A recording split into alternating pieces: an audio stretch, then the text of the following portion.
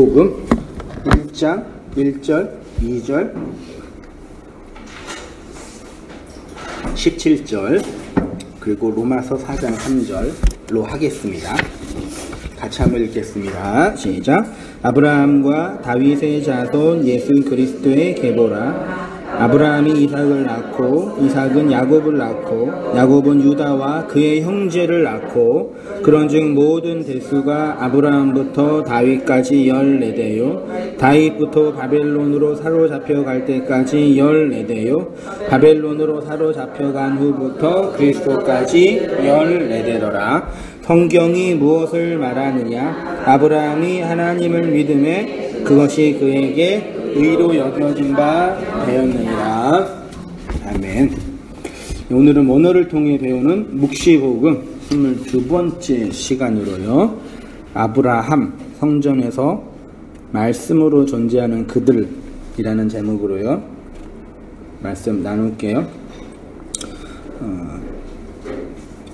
마태복음 1장 1절이 아브라함으로 시작하고 있네요. 아브라함과 다윗은 구약 역사를 꿰뚫는 아주 중요한 인물임에는 틀림없지요. 근데 오늘은 아브라함에 대해서 잠깐 개괄적인 묵시 패러다임 안에서의 개괄적인 설명 정도 될 것 같고요. 앞으로 쭉 아브라함을 하게 될지는 잘 모르겠는데 워낙 성경 내러티브 이야기에 아브라함 이야기가 방대하게 나와 있어서 요거는 뭐 만약에 시리즈를 한다면 아브라함에 대한 인물 연구를 묵시복음적인 차원에서 시리즈를 한다면 분량이 어마어마해요. 아마 성경 전체에 거의 다 있는 것 같아요. 그렇게 방대한 인물인데 앞으로 어떻게 될지 이제 또 지켜보고요. 보시면 아브라함은 너무도 방대한 인물입니다. 기독교뿐만 아니라 전 세계 유일신 종교에 깊이 관련된 인물이지요.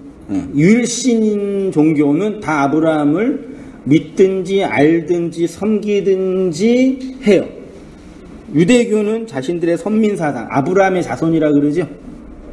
특히 요한복음에서 이제 예수님과 변론할 때 아브라함의 자손과도 관련해서 많이 논쟁을 했죠. 이슬람교도 아브라함을 조상으로 인정하죠. 특히 이슬람교에서는 아브라함을 구약의 선지자, 탁월한 선지자 중에 한 명 정도로 이해하고 있는 듯 해요. 개신교, 특히 칼빈주의자들에게 아브라함은 선택교리와 함께 그 개신교의 구원교리의 핵심이 뭐죠? 이신칭의 있죠. 믿음으로 말미암아 구원받는다라는 그 이신칭의 예로 아브라함을 예로 들죠. 그래서 칼빈주의자들은 아브라함의 행위보다는 그의 믿음을 더 높이 평가하고 있는 듯 하고요. 그런데 이제 웨슬리안은 아브라함의 믿음보다는 그의 행위를 더 높이 평가하는 듯 해요.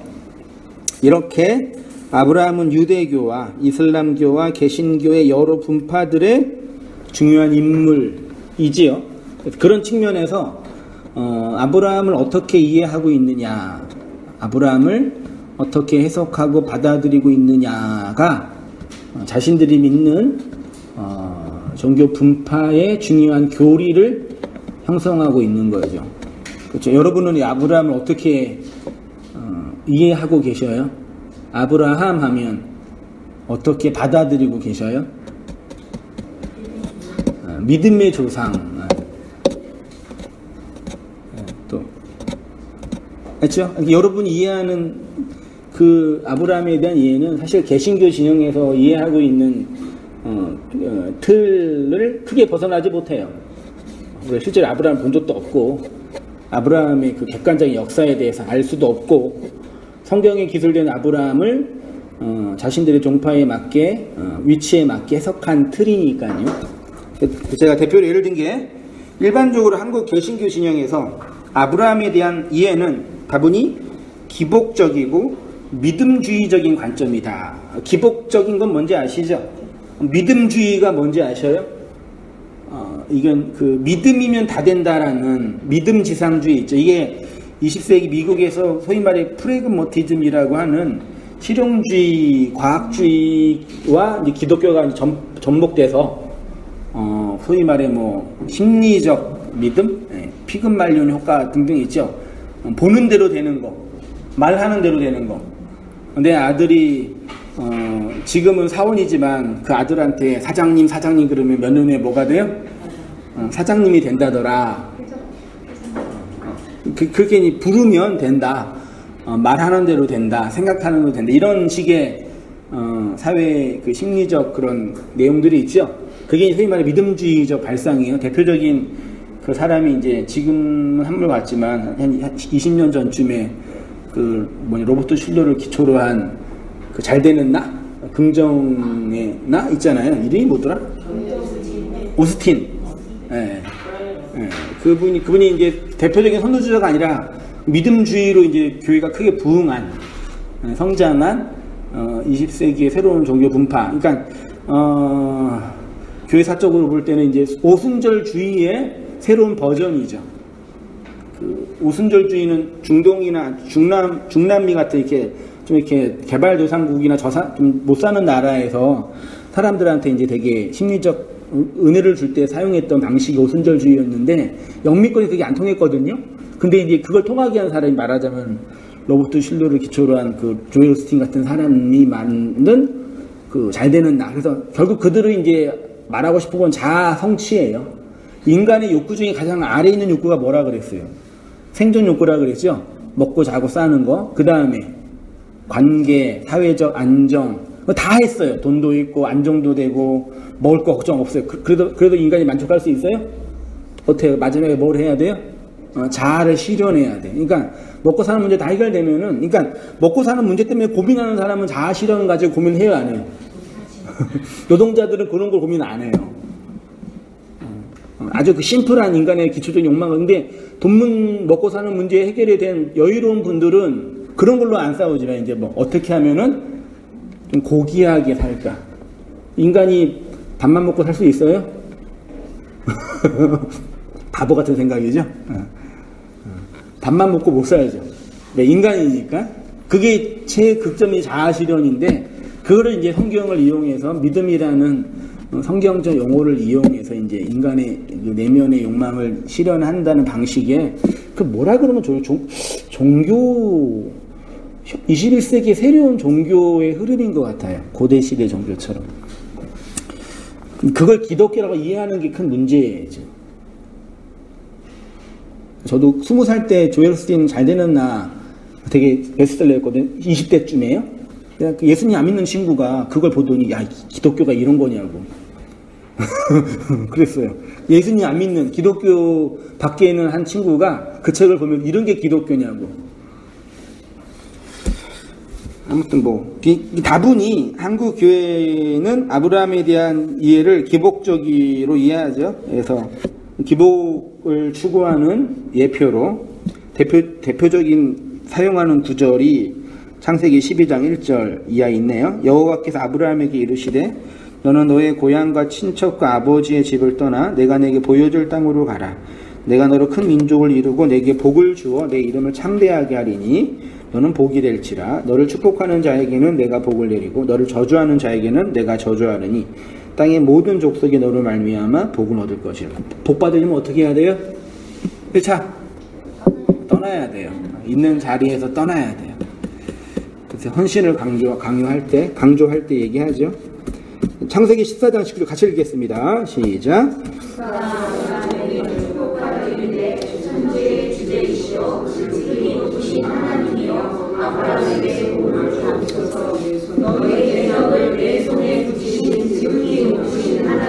장성하시오. 아브라함이 그 얻은 것에서 10분의 1을 멜기세덱에게 주었더라. 최초로 11조를 바친 족장 중에 한 명이 아브라함이잖아요. 그쵸? 네. 그것처럼 우리도 하자, 뭐, 이렇게 얘기하고. 창세기 15인데 22장 15절입니다. 아브라함의 믿음의 극치죠.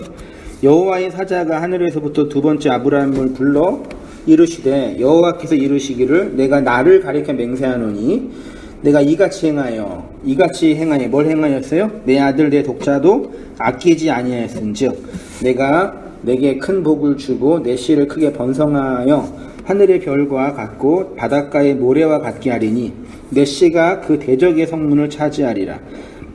또 내 씨로 말미암아 천하 만민이 복을 받으리니 이는 내가 나의 말을 준행하였음이니라 하셨다 하니라. 그러니까 아브라함이 누구보다 가장 찔렸던 게 이런 거였죠, 여러분들은요. 아브라함은 하나님께 뭐까지 바쳤어요? 가장 귀한 아들까지 바쳤는데 여러분 뭐 바치실래요? 아들은 안 바래요.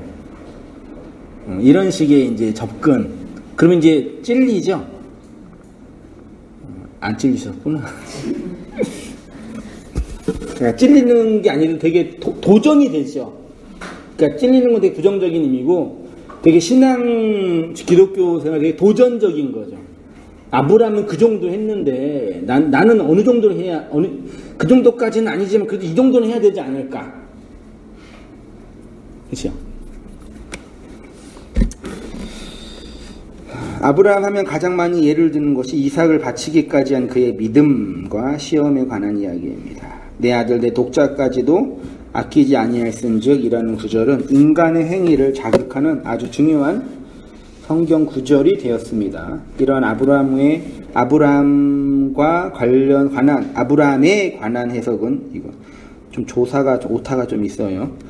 아브라함에 관한 해석은 인간의 단순한 감정, 기대 심리나 두려움과 공포 등을 자극하여 어떤 행위를 끄집어내려는 얄팍한 방식이죠. 속보이는, 눈에 뻔히 보이는 방식이죠. 사실 아브라함에 대한 성경적 해석을 가장 탁월하게 한 사람이 바울이에요.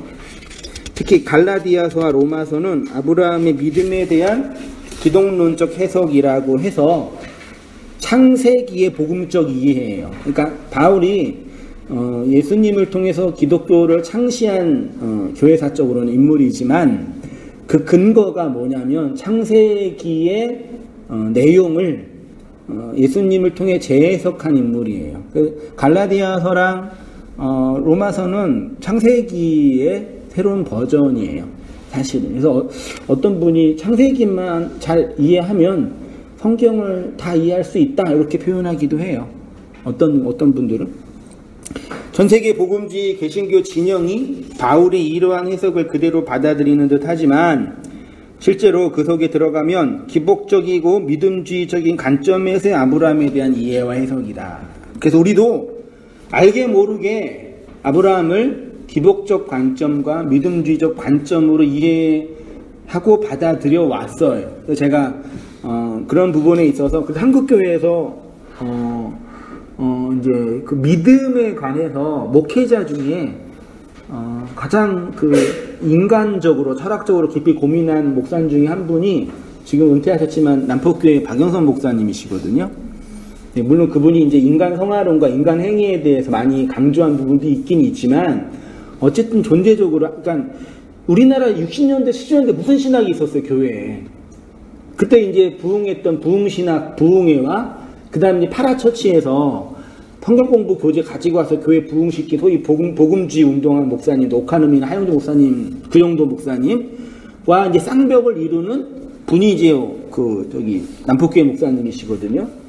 근데 그분의 신학을 전체적으로 다 동의하는 건 아니지만 제가 가장 이제 젊어서 충격받았던 책이 영원한 베스트셀러죠. 창세기 아브라함의 믿음에 관해서 얘기한 하나님의 열심이라는 두껍지도 않아요. 그거 300페이지도 안 되는 책인데 그게 되게 어떤 관점으로 이해했냐. 그 전까지 우리는 믿음은 인간의 어떤 그 내면의 행위를 촉발한 거다라는 강조를 그래도 여러분의 믿음, 인간의 믿음이 중요하다 그랬거든요. 근데 그분은 거기에서 하나님의 믿음을 얘기해요. 처음으로. 되게 도전적인 충격이었어요. 그러니까 하나님의 믿음으로 시작된 하나님의 열심에 의해서 이끌어가는 우리의 인생. 물론 그 속에서 이제 인간 성화에 대한 강조를 많이 하기 때문에 약간 이제 그 행위적인 차원이 가미된 부분도 있지만 그 포인트는 되게 중요한 관점에 대한 이해였어요. 근데 그런 분이 이제 한국교회에 다수가 아니라 소수였죠, 사실은. 성경을 근거로 한 묵시복음적 아브라함에 대한 해석은 매우 중요합니다. 그러나 또한 어려운 부분은 성경이 개혁된 아브라함에 관한 이야기와 신학적 해석은 분량과 내용 면에서 방대하고 매우 예민한 부분이 있어요. 예민한 부분 중에 한 부분이 아니야. 누가복음 15장인가? 부자 나사로가 몇 장쯤인지 아세요? 19장인가? 아무튼 누가복음에 부자와 나사로 비유가 있지요. 부자는 죽어서 어디 갔어요? 지옥 갔다고요? 이거 봐, 이렇게 문제라니까. 어디에 지옥 갔다고 돼 있어요, 거기에?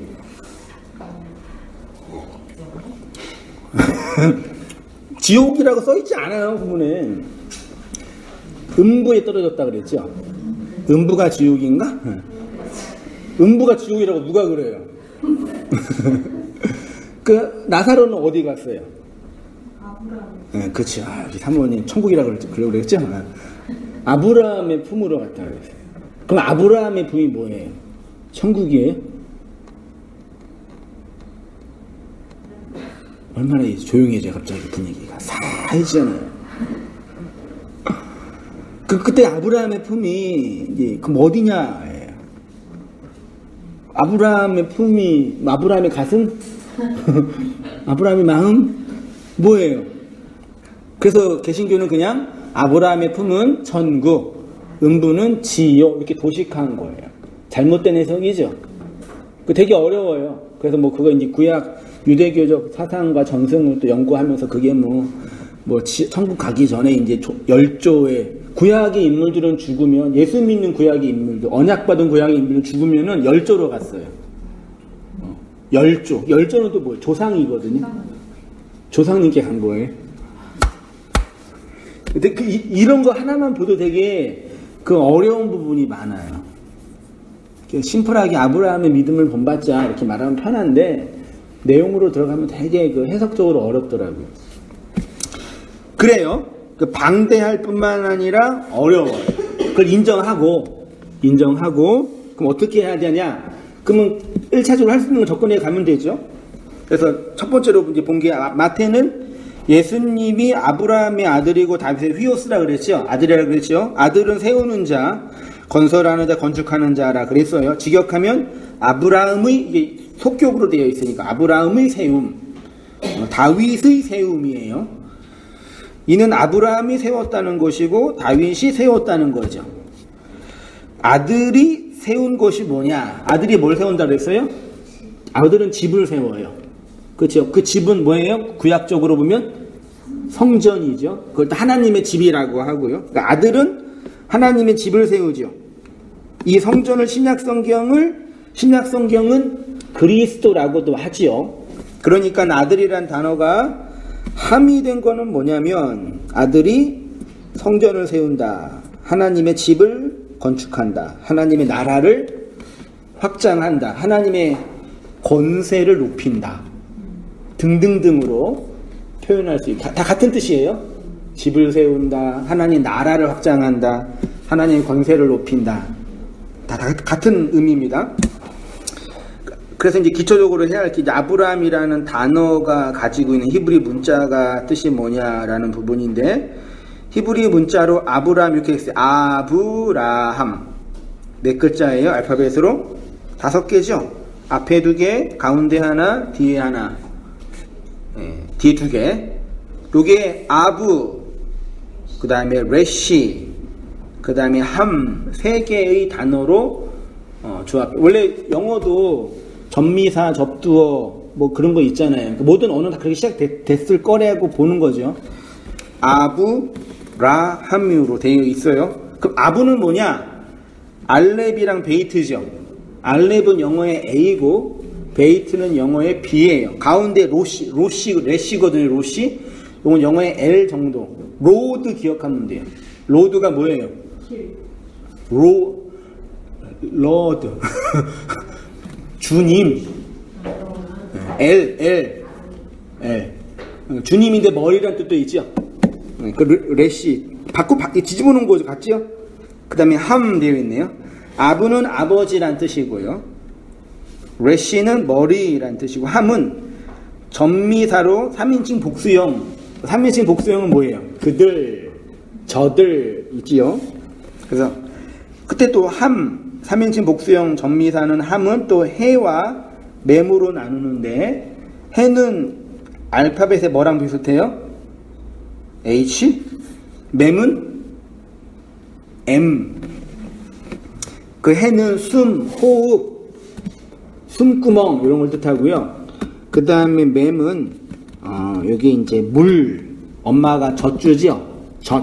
그래서 상징적 의미로 말씀, 지식, 여기에 맴. 그러니까 함이라는 단어, 그들 이로 이렇게 문법적으로 이해한 단어의 의미는 뭐예요? 어떤 해 존재들인데 어떤 존재냐? 맴, 말씀, 젖을 향하는 존재들이다 라고 할 수 있을 것 같습니다. 그러니까 말씀으로 존재하는 그들, 함. 예, 성경에서는 그 얘기만 할 거니까요. 그러니까 아브라함이라는 히브리 문자, 아브라함이라는 히브리 문자가 상징하는 거는 하나님의 집 아브라함, 레시 말씀의 성전에서 머리로 존재하는 그들이라고 할 수도 있겠죠. 여기 꼭 다 진리다. 그렇게 한번 단순하게 보자예요. 조심스럽게. 아브라함이라는 명사는 고유 명사로서, 그래서 고유 명사, 미국의 이름 중에 아브라함 많죠. 아브라함 링컨부터 해가지고 무슨 아브라함 좋은 건 다 가져갔어. 피터 가져가고 존 가져가고. 저는 몰랐어요. 그게 성경의 이름인지는 몰랐어요. 맨 처음에.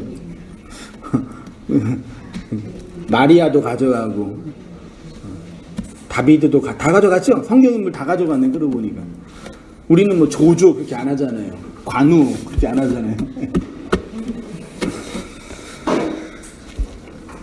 아브라함이라는 명사는 고유 명사로서의 그 아브라함을 의미하는 것이지만 확장되어 하나님의 아버지의 집 안에서 머리로 존재하는 어떤 무리들, 머리로 말미암아 존재하는 어떤 무리들, 말씀으로 말미암아 존재하는 어떤 무리들을 내포하고 있는 것이 아닐까라고 생각해 봅니다. 그도 그럴 것이 베레시트라는 태초는 언약의 기둥으로 건네준 머리로 집을 세우시겠다는 하나님의 뜻과 의지가 담겨진 문자라고 한다면 아브라함은 역사의 실존이라고 말씀할 수 있겠죠.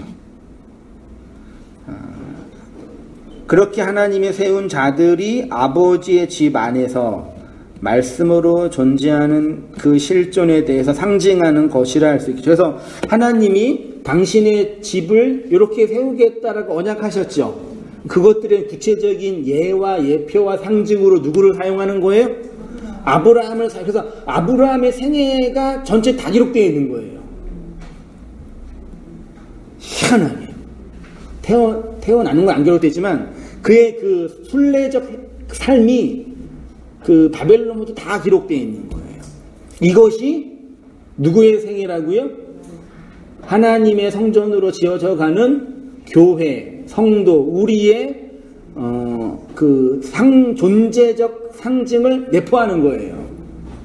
그러니까 아브라함의 길을 걷는 거죠. 믿으십니까?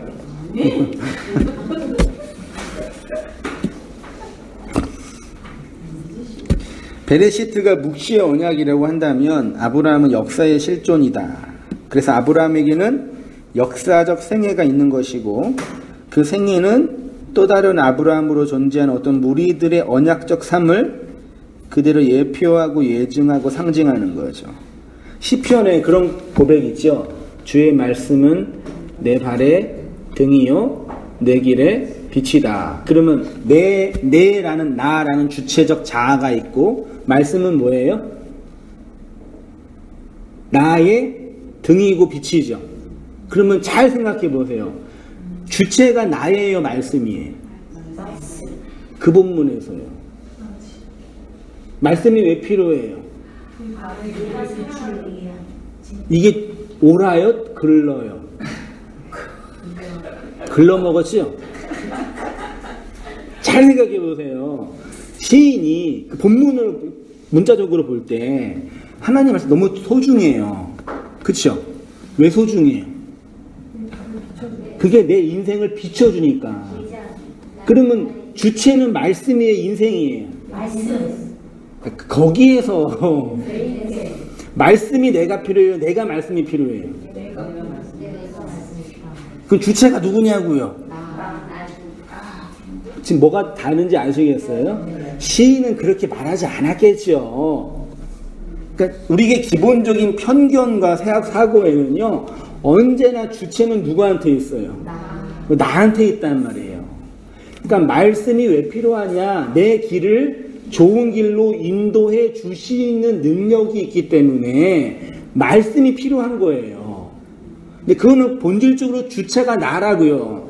반대로 얘기하면 내가 말씀을 잘 이용해 먹을 수 있기 때문에 말씀이 필요한 거란 말이에요. 이 인본주의 종교의 핵심이라니까요.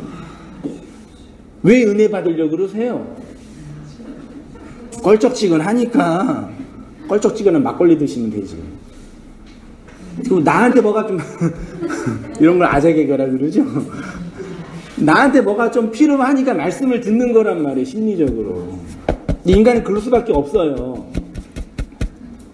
근데 아브라함이라는 성전 안에서 머리로 존재한, 말씀을 향하여 존재하는 그들은 그 말씀으로 말미암아 주체성이 삭제당한 어떤 무리들이에요. 그래서 아브라함의 생애를 잘 보면은 아브라함의 주체성이 점점점 말씀에 삭제당하여 결국은 나중에 어디로 들어가요? 막벨라 굴 이라는 조그만 무덤으로 들어가서 끝나요. 아브라함의 생애가 설명하는 건 그건데 우리는 그 아브라함도 자기에 맞게 잘 이용해 먹는 거죠. 믿음의 조상이다라는 표면적 용어와 그의 헌신을 강조하거나 그의 그 뭐 열심을 통해서 뭐 만들어내고 싶은 이 집단의 이익을 추구하고 싶은 이놈의 그 밥그릇상. 제가 허리 아파서 이렇게 카이로플라틱 그게 우리나라에서 의료가 아니거든요. 근데 미국이나 영미권에는 의료행위래요. 몰랐는데 그는 왜 우리나라에서 의료행위가 안 될까요? 의사들이 그분이 그러라 이거예요. 요게 만약에 의료행위로 되어지면 정형외과 3분의 2가 없어진다 그러니까 그걸 맨 처음에 이제 옛날에 그 노무현 정부에서 이제 유시민 씨가 보건복지부 장관 할 때 그 뭐죠? 그걸 이제 이렇게 들으려고 했나 봐요. 그때 이제 의사들이 이제 막 우리나라 이 사자 있잖아요. 의사, 변호사, 검사, 목사.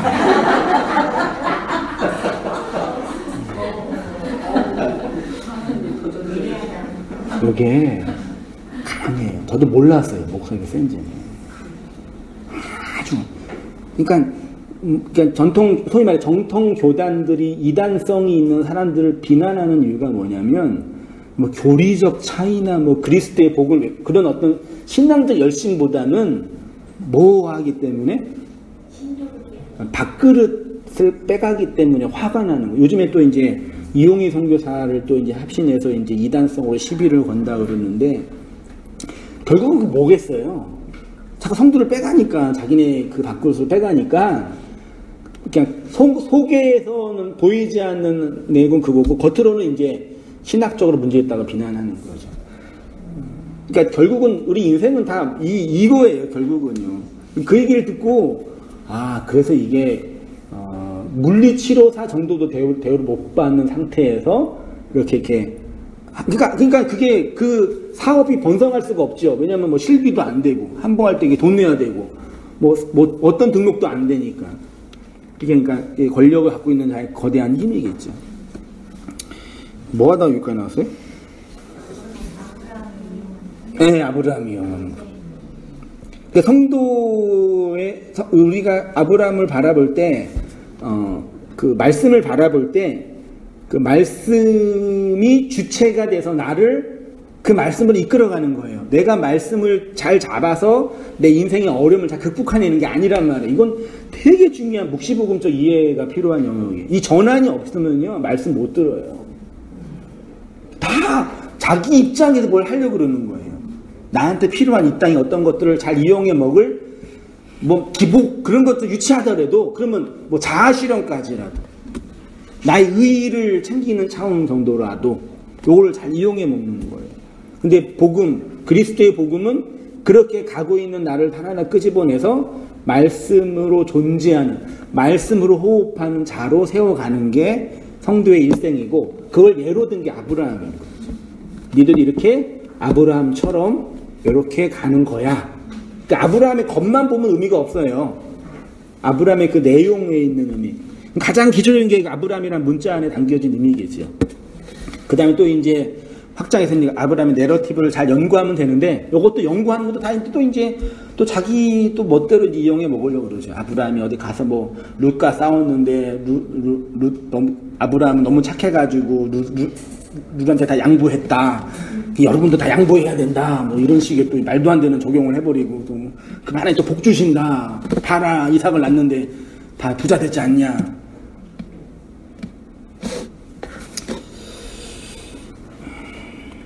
그래서 이제 이 복음적 해석 중에 이제 좋은 방식 중에 하나가 지금 문자 중심으로, 이것도 되게 어려운 부분도 있는데, 문자 중심으로 소위 파싱과 파자하는 것도 되게 중요한 관점이고, 또 하나는 이 내러티브에 대한 복음적 이해도 필요해요. 이 내러티브 이야기를 워낙 우리가 왜곡하게 이해했어요.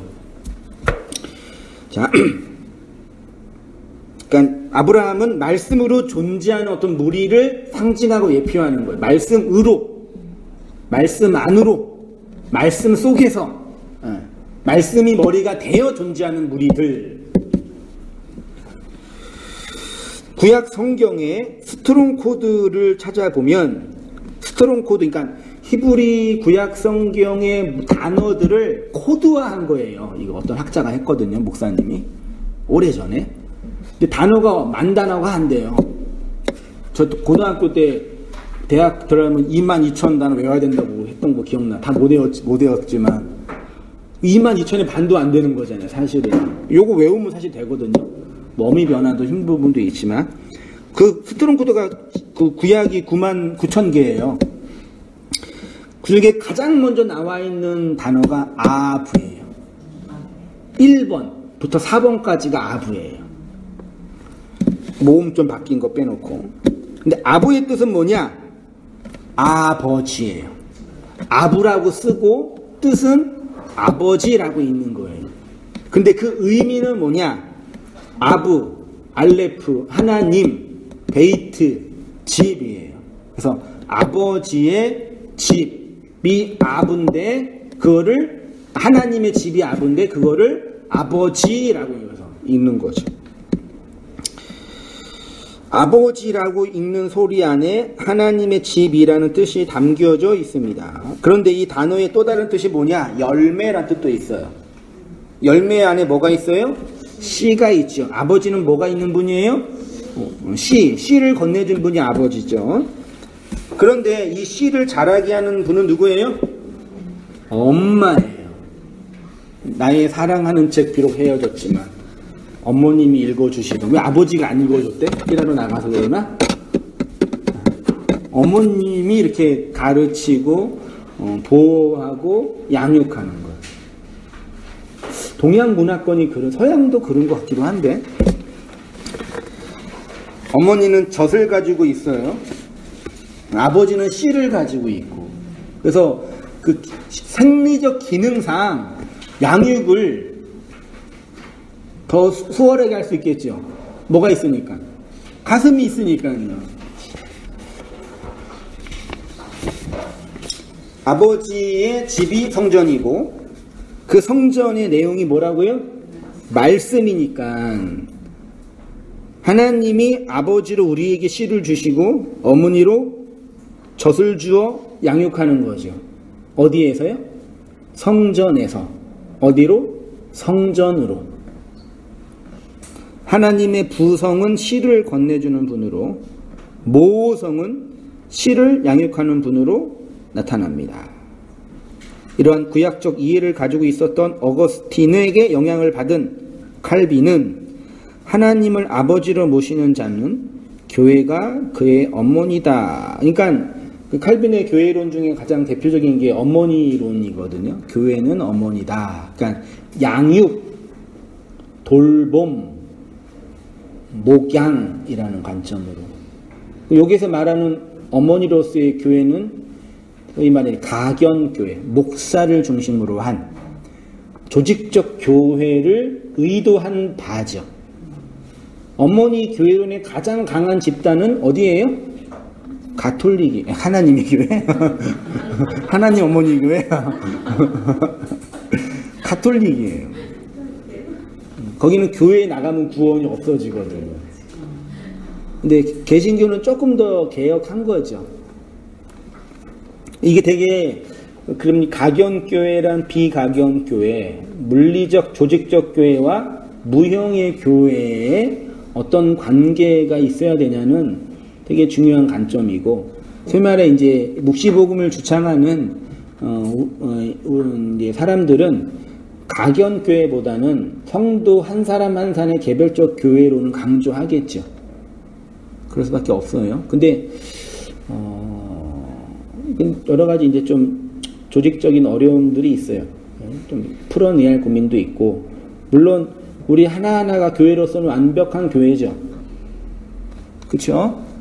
우리가 죄를 범하고 아는 게 우둔하고 어리석어도 교회로서는 완전한 교회. 왜냐하면 교회의 머리이신 그리스도가 완전하니까요.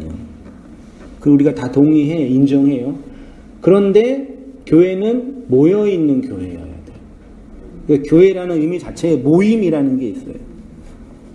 그 모임이 이제 무엇을 향한 모임이고 누구를 위한 모임이냐가 되게 중요한 이제 화두가 되겠죠.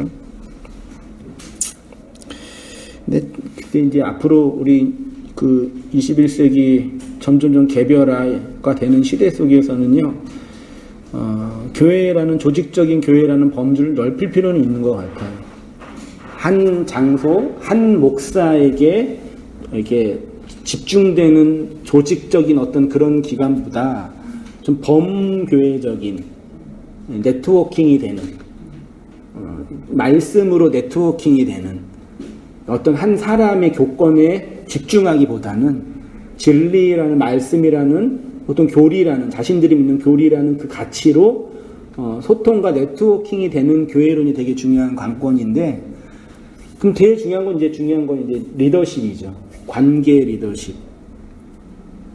그래서 온땅교회에서도 이렇게 묵시복음을 이해하면서 이제 기존 교회 못 다시는 분들이 많이 계셨어요. 우리 이제 요원에서인데, 교회를 안 다니니까 좀 답답하신 거예요. 그러니까 지역 교회를. 인터넷으로 이제 설교하는 목사 설교 들으면서 이제 개인 신앙생활을 했는데, 이상하게 자생적으로 자기네끼리 모여요. 그러니까 누가 총대 메고 우리 모이자 이게 아닌데, 워낙 인터넷이 발달해 버리니까, SNS에 잘 돼 있으니까 이 말씀을 함께 모이자 해서 자연스럽게 모여서, 심지어는 어떤 분은 호프집에서 모여서 맥주 한잔 쫙 마시면서 말씀 나누고, 그게 어떤 분의 로망이었다고 그러시더라고요. 어떤 분은요. 그래서 나누면서 이제 넌 뭐 어떻게 살았냐, 말씀 어떻게, 막 얘기 좋잖아요. 근데 또 이제 그렇게 하다가 또 뭐 하냐면 또 싸워요, 지네들끼리. 너는 뭐 진리가 덜 됐네, 너는 됐네, 넌 아직 율법이네. 이상해. 그래도 또 파하고, 또 모이고. 그러니까 이런 양극단이 우리의 이 교회의 스펙트럼 안에 있어요. 그래서 어쨌든 한 사람에게 집중되면 조직화가 되고 율법화가 될 수밖에 없어요. 인간이라는 이게 교권이 생기면, 그러니까 인간이 만든 권력이죠. 근데 또 그 권위가 없으면 또 문제가 생겨요. 권위주의가 나쁜 거지 권위는 필요한 거거든요. 다 평등하게 그럴 수도 있는 게 아니거든요. 그거는 인간의 이제 심리적 한계인데, 어쨌든 인간은 사회적 존재이기 때문에 혼자는 못해요. 혼자는 절대 못해요. 근데 그러면 혼자가 아니고 둘이고 우리다 공동체로 모인다는 건 어떤 가치냐, 이거를 바르게 정립하고 세워가는 게 이제 지금 21세기 묵시복음을 받아들이고 교회를 운영하고 교회로 살아가고 있는 우리들, 성도님들의 숙제이고 고민이죠. 저도 그게 가장 큰 고민이에요. 제가 뭐 죽을 때까지 목사하지는 않겠죠. 요즘 100세 시대인데 직업 하나 가지고 어떻게 살아요? 요즘은 그런 시대더라고요, 진짜. 그래서 누구 이제 공직 있다가 60 초반인가 중반에 이제 은퇴하시잖아요. 그럼 이제 인생을 다 마무리한다 생각했잖아요. 근데 30년 더 살아버리는 거야. 그러니까 되게 혼란스러운 거예요, 그분들요. 그럼 목사 법적으로 지금 정년은 70이거든요. 만약에 90까지 한다면 그렇게 기대하진 않지만 20년 더 살아야 되잖아요. 그때는 뭘로 살아야 돼요? 원로 목사로 살아야죠. 그러니까 목사들이 이렇게 이렇게 집착하는 거예요. 원로 목사를 안 살면은 실패한 사람처럼 돼요. 그런 부분에서 목사도 좀 자유로움이 필요한데 이게 참 난제예요. 저도 직장 생활 하다가 신학교 들어갔는데 지금 야간 일하면서 신학 공부하려고 그랬거든요. 근데 제가 속한 교단은 일도 못하게 해요. 신학생인데도 합숙. 그러니까 그렇게 하니까 이제 다른 세속 일을 못하니까 경력 단절되죠. 세상 일 감각 잃어버리죠. 그리고 한 교회에서 한 10년, 20년 부목사에서 나와서 뭐 할 수 있나. 그러니까 이 구조 자체가 벌써 이렇게 직업이 있는 게 건전한 목회는 아니지만 이렇게 건강하게 인생 전체를 바라보는 관점이 이게 없어져서 이게 인간을 편협하게 볼 수밖에 없는 구조가 돼버린 거예요. 벌써 이 목회 현실이요.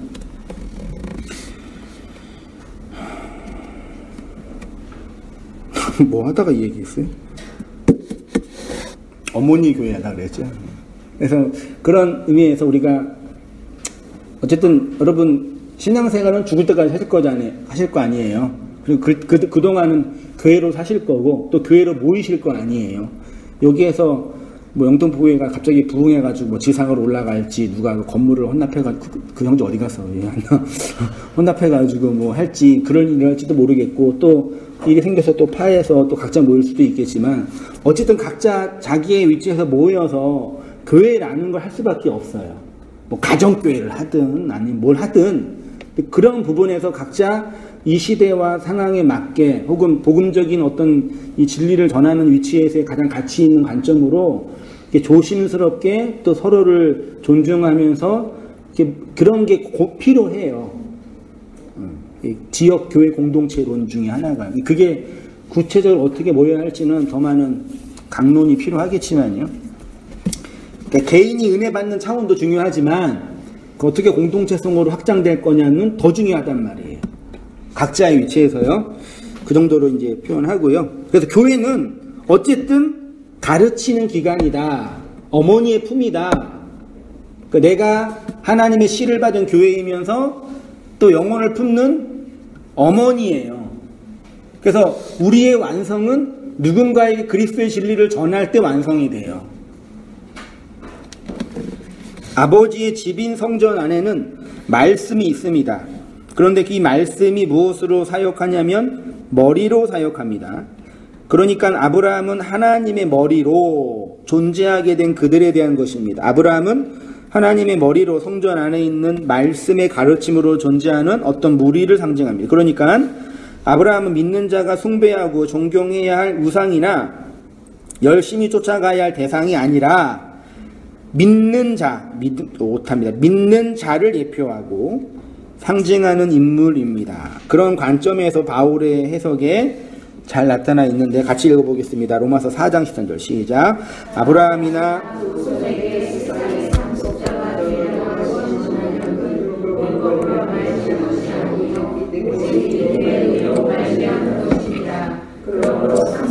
되는 그것이 은혜에 속하기 위하여 믿음으로 되나니 이는 그 약속을 그 모든 후손에게 굳게 하려 하심이라. 율법에 속한 자에게 뿐만 아니라 아브라함의 믿음에 속한 자에게도 그러하니 아브라함은 우리 모든 사람의 조상이라. 그러므로 그것이 그에게 의로 여겨졌느니라. 그에게 의로 여겨졌다 기록된 것은 아브라함만을 위한 것이 아니요 의로 여기심을 받은 우리도 위함이니 곧 예수 우리 주를 죽은 자 가운데서 살리신 이를 믿는 자니라. 바울에 의하면 아브라함은 믿는 자의 조상이죠. 이 조상이 헬라어로 파테르예요. 아버지 아부예요. 그러니까 믿는 자를 로시 함으로 하세요. 말씀으로 호흡하여 존재하는 자들이 믿는 자들이잖아요. 아부의 아버지예요. 바울이 정확하게 해석한 거죠. 하나님의 집안의 머리로 존재하는 그들이 아브라함이고 이 아브라함의 길을 성도가 고스란히 갑니다. 머리가 히브리어로 로시이고 헬라어로 아르케인데 아브라함이 믿는 자의 조상, 아버지, 머리라는 것은 어떤 존재들, 말씀을 향하여 존재하는 무리들의 시작을 상징하는 거죠. 그러니까 아브라함은 이 땅에 말씀으로 존재하는, 말씀으로 숨쉬는 어떤 무리를 상징하는 인물입니다. 그러니까 말씀을 이용해 먹는 자가 아니라 말씀으로 호흡하는 해, 맴, 말씀으로 존재를 규정하는, 우리가 유전적 정보로 존재가 규정되는 것처럼 하나님의 말씀이라는 하나님의 유전자로 존재가 규정되는 자들이 아브라함이 내포하고 있는 의미예요. 그러니까 우리는 그런 자들이라고요. 물론 그런 과정에 왜곡된 방식의 종교 행위가 나타나서 말씀을 잘 이용해 먹는 사람들이 부러울 때가 있는 거죠. 말씀을 잘 이용해서 목회의 능력을 받아서 큰 교회 하는 목사가 부러울 때가 있는 거예요. 그래서요. 큰 교회 자체가 나쁜 게 아니라. 근데 어쨌든 성도는 그 말씀으로, 말씀의 머리로 존재하는, 자신의 존재를 규정하는 자들. 그러니까 그 존재의 규정이 나의 자의적 행동에 의해서 되는 게 아니라 밖에서 들어오는 말씀에 타의적으로 규정되기 때문에 성도에게 필연적으로 나타나는 인생 결과가 뭐예요? 환난이란 말이에요. 그러니까 내 스스로 결정할 수 있는 게 아니라 밖에 어떤 거대한 권위에 의해서 결정되기 때문에요. 그걸 경험할 때 성도가 환난, 고통을 경험해요. 뒤에 공부할게요. 밑에 보세요. 아브라함의 계보와 성도의 역사. 창세기의 아브라함의 계보는 요셉에게서 완성됩니다. 창세기는 두 개의 계보예요. 아담의 계보와 아브라함의 계보예요. 역사로 두 개의 계보예요, 사실은요. 그래서 이 계보만 쭉 보면 계보 보면 쭉 보면 창세기가 다 설명되거든요. 자, 어디지? 네. 아브라함과 이삭과 야곱으로 이어진 계보는 야곱의 12아들을 완성했습니다. 12아들은 12지파로 확장되어 이스라엘의 구약교회가 되었습니다. 이 12아들을 대표하는 인물이 장자인 루벤이 아니라 막내인, 요거를 오역이 아니라 오류라고 그러죠. 요셉이 막내예요? 누가 막내예요? 베냐민이 막내예요. 베냐민의 형이 요셉이죠. 제가 왜 그랬는지는 잘못했습니다. 요셉입니다. 루벤이 요셉이에요. 루벤이 베냐민이에요. 왜요? 루벤은 보다 벤 했죠. 아들, 바라 아들이다. 그게 루벤이에요. 근데 그 바라 아들이다 하고 맨 마지막에 베냐민. 창세기 49장을 보면 12아들이 다 소개된 후에 12아들을 중심으로 12지파가 탄생되지요. 12아들이나 12지파가 된 거 아닌 거 아시죠? 르시리우스의 12아들 중에 요셉 지파가 므낫세랑 에브라임이 들어가고 요셉이 지파에서 나와버리는 거예요. 그리고 왜 나왔겠어요? 12를 대표해야 되니까. 그러니까 요셉의 아들 므낫세가 장자인데 이제 거꾸로 해가지고 에브라임이 장자권이 된 거죠. 말하자면요. 12아들이 되고 요셉이 나와서 12를 대표하는 인물이 되는 거예요. 그들을 이제 말씀을 양육하는, 말씀으로 먹이는 그런 위치에 요셉이 있는 거예요. 하나님의 위치에 있는 거죠. 그러니까 아브라함과 이삭과 야곱이 누구한테 완성된다고요? 요셉에게. 그 요셉이 품고 있는 게 뭐예요? 12교회, 12지파예요. 아브라함의 역사가 어떻게 흘러가게 되냐면 이삭과 야곱을 통해 12이 됩니다. 하나님의 믿음을 가진 자가 진리의 소망을 붙들고 환난 속에서 인내하며 사랑이라는 12의 열매를 맺게 되는 것이 아브라함의 역사고 성도의 인생이에요. 이러한 성도의 역사를 아브라함이 상징하고 예표하였기 때문에 믿음으로 살아가는 성도는 하나님의 집에서 말씀으로 존재하기를 소망하기에 환난 속에서 인내하며 사랑의 열매를 맺게 되는 삶을 사는 것입니다. 제자들의 마음을 굳게 하여 이 믿음에 머물러 있으라 권하고, 우리가 하나님의 나라에 들어가려면 많은 뭘 겪어요? 환난을 겪어야 돼요. 이 환난을 누가 겪는 거예요? 사도행전 14장은 누구의 고백이에요? 바울의 1차 전도 여행 끝의 고백이거든요. 복음 전도자가 경험하는 걸 뭐라 그래요? 환난이라고 해요. 그러므로 우리가 믿음으로 의롭다 하심을 받았으니 우리 주 예수 그리스도로 말미암아 하나님과 화평을 누리자. 또한 그로 말미암아 우리가 믿음으로 서 있는 이 은혜에 들어감을 얻었으며 하나님의 영광을, 말씀을 바라고 즐거워하느니라. 이뿐 아니라 우리가 환난 중에도 즐거워하나니 환난은 인내를, 인내는 연단을, 연단은 소망을 이루는 줄 압니다. 소망이 우리에게 부끄럽게 하지 아니함은 우리에게 주신 성령, 영의 말씀으로 말미암아 하나님의 사랑이 마음에 부은 바 됨이니. 너희의 믿음의 역사와 사랑의 수고와 예수 그리스도에 대한 소망의 인내를 우리 하나님 아버지 앞에서 끊임없이 기억하미니. 믿음의 역사, 사랑의 수고, 소망의 인내. 그런즉 믿음, 소망, 사랑 이 세 가지는 항상 있을 것인데 그 중에 제일은 사랑이라 했죠. 바울은 이러한 성도의 역사를 믿음, 소망, 사랑이라고 표현했는데 이러한 것 중에 최고가 사랑이라고 하죠. 믿음, 소망, 사랑 중에 제일이 사랑이라는 것은 사랑이 가장 중요하다는 것이 아니라 이 세 개 중에 사랑이 제일 좋아, 그게 아니라 믿음, 소망이 뭘로 완성된다고요? 사랑이라고요. 믿음과 소망은 사랑의 열매를 맺는다는 것입니다. 그래서 아브라함의 생애를 한마디로 정의하면 믿음의 역사죠. 그리고 이삭은 소망의 인내이며 야곱은 사랑의 수고. 그러니까 아브라함은 믿음, 이삭은 소망, 야곱은 사랑이에요. 그 중에 제일이 사랑이기 때문에 야곱이 사랑의 열매로 12를 낳은 거죠. 그것을 상징하는 게 요셉인 거예요. 사랑하면 우리 안에 뭐가 풍성해져요? 양식이 풍성해져요. 그거를 인간 심리나 DNA로 볼 때는 감정이 풍부해진다고 표현하는 거예요. 그래서 뭐가 씌어요? 콩깍지가 씌우는 거예요. 인간학적으로 볼 때는요.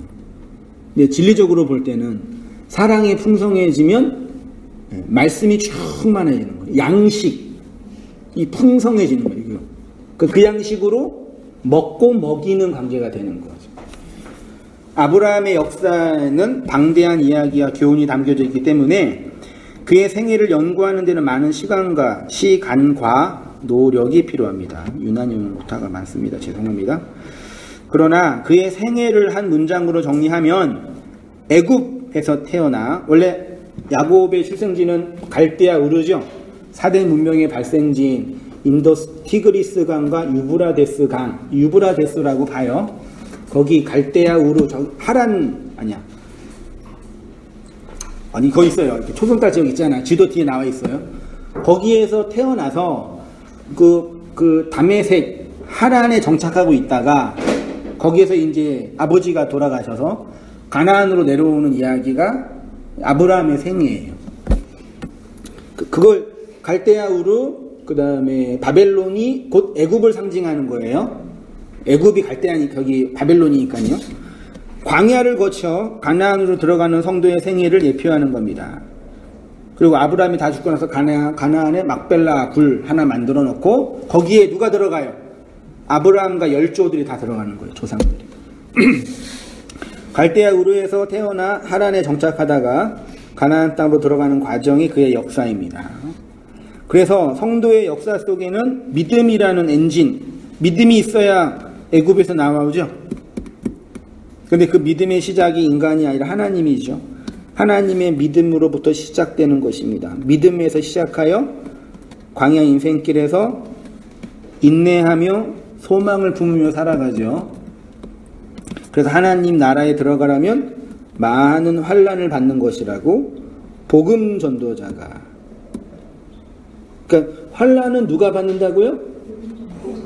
여러분 복음을 전하잖아요. 복음을 전할 때 가장 먼저 복음을 안 듣는 인간이 누구예요?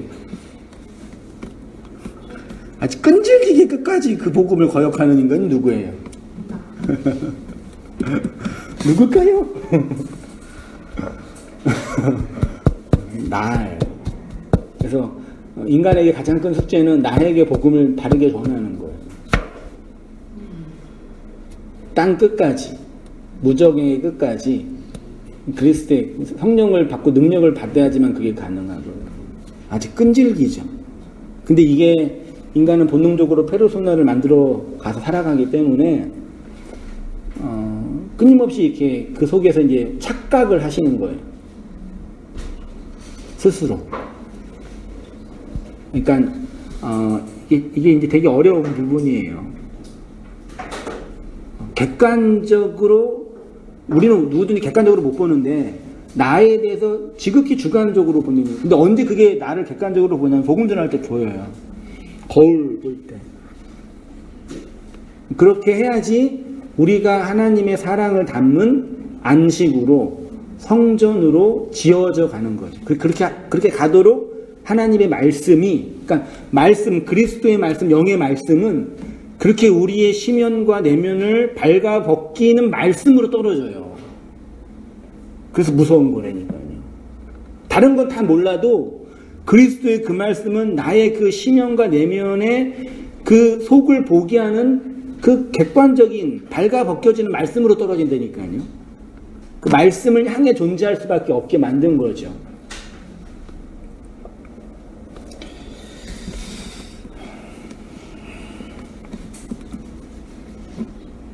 그래서 하나님의 환난은 물리적인 어려움을 당하는 차원이 아니라 이러한 과정을 인생 역사 속에서 고스란히 통과하는 것입니다. 경험하는 거예요.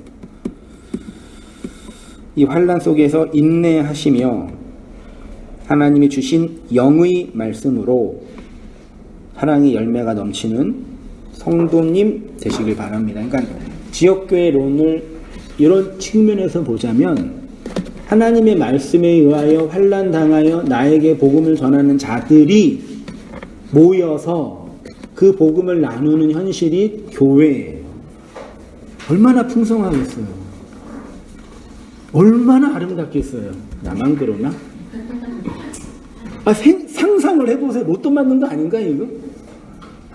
그런 완벽한 그런 존재는 없겠지만 그런 이상량이 있잖아요. 파라디아스가요. 이 땅에서의 천국은 아니더라도 지역교회가 성도 각자 한 사람 한 사람이 자신에게 임한 그리스도의 말씀으로 자기의 죄를 회개하고 하나님의 주권과 뜻 앞에 믿음으로 살아가는 그 열심 속에서 흘러나오는 그 호몰로게오로 교회가 풍성해지는 게 하나님 나라라니까요. 그렇게 해서 교회가 부흥하면 얼마나 행복하겠어요. 저의 그 욕망, 헛된 욕망인가요? 이렇게 살아가시고 힘쓰시는 성도님 되시기를 부탁드립니다. 기도드릴게요. 하나님 아버지, 아브라함의 생애에 대해서, 아브라함의 말씀의 내용에 대해서 미력하지만 함께 상고하고 나누었습니다. 말씀을 향하여 말씀으로 존재하는 우리들의 인생과 삶이 되어지도록 그 말씀을 끊임없이 부어주시고 그리스도의 말씀으로 거듭나게 하시고 살아가게 하시는데 그 하나님의 열심과 하나님의 의지 속에서 인내하며 하나님의 사랑으로 온전케 되어지는 저희의 모든 삶들이 될 수 있도록 아버지 인도해 주시기를 간절히 빕니다.